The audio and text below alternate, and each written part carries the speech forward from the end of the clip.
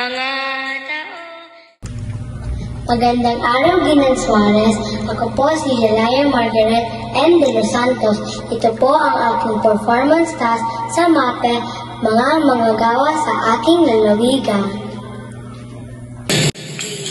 Mga tao sa aming bayan, iba-iba na buhay.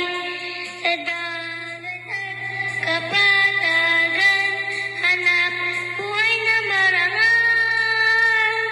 Mangingisda sa dagat, dapat ginamit lang.